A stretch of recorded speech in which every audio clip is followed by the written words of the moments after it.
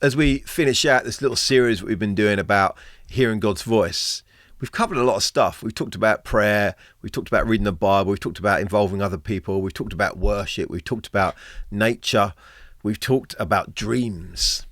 But I want to talk about something, and it's at the end of the videos I'm doing here, this little sequence of things we've spoken about, these little conversations, but it could be at any point. It's not the least of things just because it is the last of things.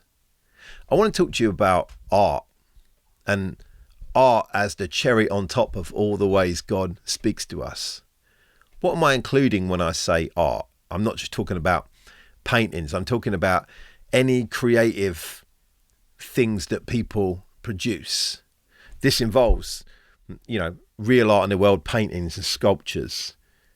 It involves poetry, writing, music, songs, films, all these different expressions, these different artistic outpourings of humans, God can use to speak to us.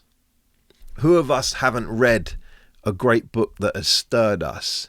And I don't mean merely from entertainment, but really switched up and changed some stuff for us. Who of us isn't transported to some place when we hear a song, that a song bypasses whatever we're going through in that day or that moment and touches something deep within us? Maybe you love art. Now, there's lots of different opinions on art. I don't have the greatest opinions on art. I've got better opinions on art, better takes on art now since I've got to know a world-class artist. And I have changed a lot of my views based on watching him work and listening to him talk about what he does. I've always loved great sculptures. I've always loved being around big things out in the world. I love buildings. I love architecture. I'm not a nerd. Like, like, do you know what I mean? Like, what I mean is, sorry, I didn't mean no offense to nerds. Like, I don't mean I'm not going out to look at some buildings today. I'm not like that. I'm just saying when I am out and about, I really appreciate it. I appreciate things built in the environment around me. I love that stuff. I love films. I'm a big film guy. I love film and story. And there's been so many times where I've been watching a film and other people around me might be liking it or not, thinking it's good or not. But I can be there locked in and feeling like God is talking to me through this film. That he's talking to me about my life, about the season I'm in or I've coming out of or I'm heading into. It's the same with books. You read a book and certain things just hit you. I mean, if you haven't been devastated by some quote and had to write it down, I don't know what to tell you. I'm here in my studio and I've got a whole bunch on my wall here. Let me read you one, right? This is from a book called The Little Prince, one of my favorite little books, right? It says this. It says, if you want to build a ship, don't drum up people to collect wood and don't assign them tasks and work, but rather teach them to long for the endless immensity of the sea. Get out of here, man. Oh, this is a heartbreaker. A man is not old until regrets take the place of dreams. There's something about art. There's something about what people create and offer to the world that speaks. There's something deeply human and as such, deeply part of how God has made us in his image when we create art.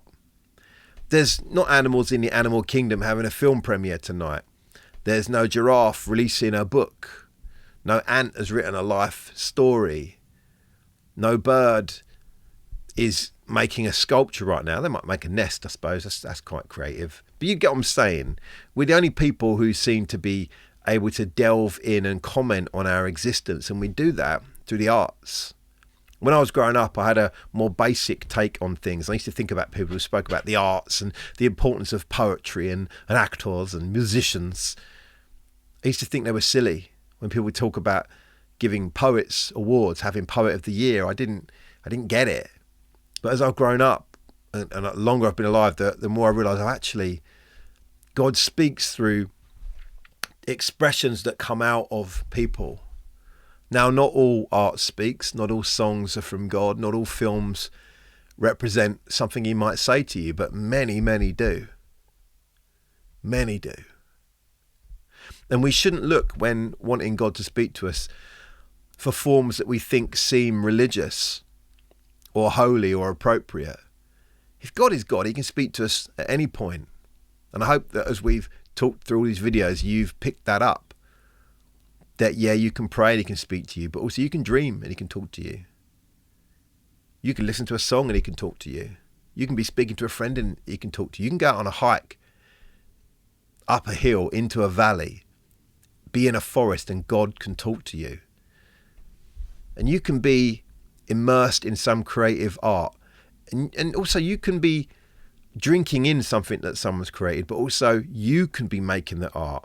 Maybe you write, maybe you sing, maybe you want to make films, you want to express yourself, and God can speak through you in the same way.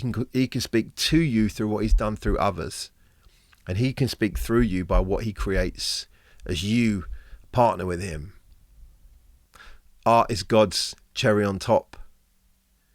It's not that it's a lesser thing he does at the end, but it can be something that's beautiful and finishes a thing off. Books can be sustenance. Singing can be healing. Art can speak. Great films can inspire and help you reflect on what's going on.